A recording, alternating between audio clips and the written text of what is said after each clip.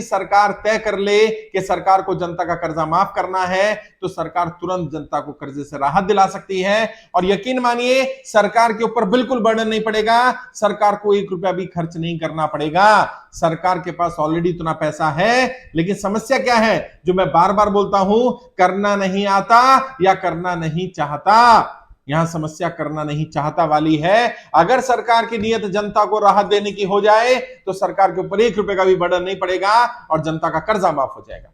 कैसे माफ हो जाएगा, कहां से पैसा आएगा? जो लोग बार बार कहते हैं ना कहां से पैसा आएगा, हम लोग मूर्ख नहीं है, पढ़े लिखे लोग हैं, हमारे साथ सीए हैं, हमारे साथ बैंकर्स हैं, हमारे साथ लॉयर्स जुड़े हुए हैं, हमारे पास फाइनेंशियल एक्सपर्ट जुड़े हुए हैं, हमारे साथ बहुत सारे ऑफिसर जुड़े हुए हैं, रिटायर्ड ऑफिसर जुड़े हुए हैं। उन सबका इनपुट लेकर के मैं ये बात बता रहा हूं, सरकार के ऊपर बिल्कुल भी बर्डन नहीं पड़ेगा। सरकार के पास ऑलरेडी उतना पैसा है, जनता की कर्जा माफी की जा सकती है।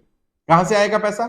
सरकार के आंकड़े हैं, आरबीआई ने अभी बोला भी है, सरकार के बैंकों के आंकड़े, सरकारी बैंक, प्राइवेट बैंक के जितनी इंश्योरेंस कंपनीज है उनमें अनक्लेम्ड अमाउंट है। ये अनक्लेम्ड अमाउंट क्या होता है? जिस अमाउंट को कोई क्लेम करने वाला नहीं है, पिछले 10 साल से जिन अकाउंट में कोई ट्रांजैक्शन नहीं हुई है, उस अमाउंट को कोई क्लेम करने वाला नहीं है, उसको अनक्लेम्ड अमाउंट कहा जाता है।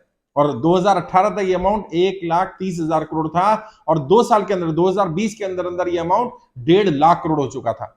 और अभी 2 साल के अंदर अंदर मुझे मालूम है लगभग 30% और इंक्रीमेंट हो गया होगा।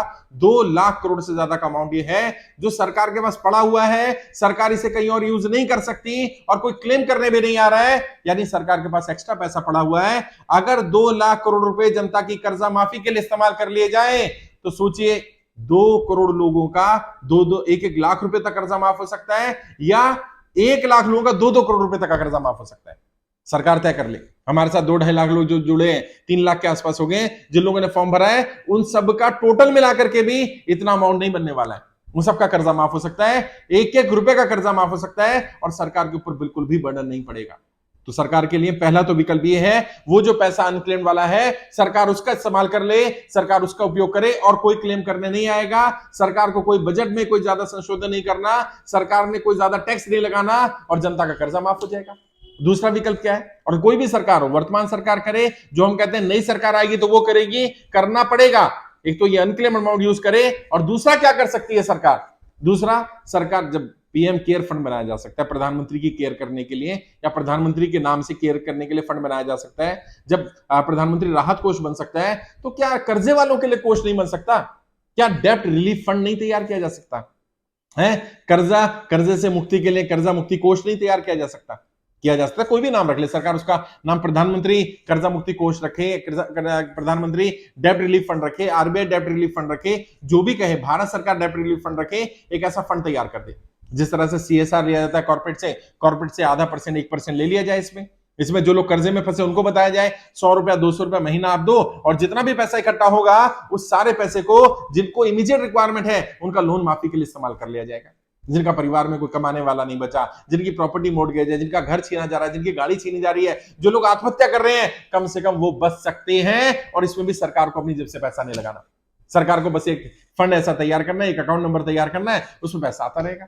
ये काम सरकार के स्तर पर ही हो सकता है, मैं या कोई आम इंसान नहीं कर सकता। ये काम सरकार कर सकती है। सरकार के पास बहुत सारे विकल्प हैं। सीएसआर को यूज किया जा सकता है। सरकार बोल दे कॉर्पोरेट को कि आपकी जो सीएसआर रिस्पांसिबिलिटी है उसमें आप फंड में डाल दीजिए और वो फंड सरकार इस्तेमाल कर ले। बैंक भी डूबने से बच जाएंगे, बैंकों का पैसा भी नहीं डूबेगा, सरकार के ऊपर भी बर्डन नहीं पड़ेगा और जनता के ऊपर से भी बर्डन उतर जाएगा। विकल्प है अगर सरकार करना चाहे। मैंने बार बार कहा है, या तो वर्तमान सरकार को जनता कर्जा माफ करना पड़ेगा, वरना ऐसी सरकार लेकर के आएंगे जो जनता का कर्जा माफ करे। पूरी नीति तैयार कर ली गई, पूरी रणनीति तैयार कर ली गई है। सरकार को अब तय करना है कि वर्तमान सरकार काम करने जा रही है या नई सरकार के ऊपर सौंपने जा रही है। काम हो सकता है, कोई बर्डन नहीं पड़ेगा, परेशान नहीं होना, घबराना नहीं। फॉर्म भरिए, जिन लोगों ने फॉर्म भरा होगा उन्हीं की जानकारी सरकार के पास होगी, उन्हीं का कर्जा माफ होगा। सबसे पहले आप अपना फॉर्म भरिए और ऐसे आपके आसपास में, रिश्तेदारी में, जानकारी में जो भी लोग हो जो कर्जे की दलदल में फंसे हैं, नोटबंदी के बाद, लॉकडाउन के बाद, कोरोना के बाद, व्यापार बंद हो जाने, नौकरी छूट जाने के कारण, जीएसटी के कारण, व्यापार बंद हो जाने, नौकरी छूट जाने के कारण जो लोग कर्जे की दलदल में फंसे, उन सबका कर्जा माफ कराने की जिम्मेदारी मैंने ली है। और जब तक एक एक व्यक्ति का 1-1 रुपया कर्जा माफ नहीं हो जाता तब तक ये अभियान जारी रहेगा। और हमारे पास पूरी रणनीति भी है, सरकार को भी सलाह है, सरकार के बैठे लोगों को भी सलाह है और हमने पीएमओ को भी लेटर भेज दिया है। जिसमें सलाह दी गई है कि आपके ऊपर बर्डन नहीं पड़ेगा, जनता के ऊपर कोई एक्स्ट्रा टैक्स नहीं लगाना पड़ेगा और सबका कर्जा माफ हो सकता है। अब यह तय करना है सरकार को कि सरकार क्या सिर्फ अमीरों की सरकार है या जनता के साथ भी है। अगर जनता के साथ भी है तो जैसे बड़े बड़े लोगों को राहत दी जाती है, एक बार जनता को राहत दे दी जाए। जनता का पैसा ही जनता के लिए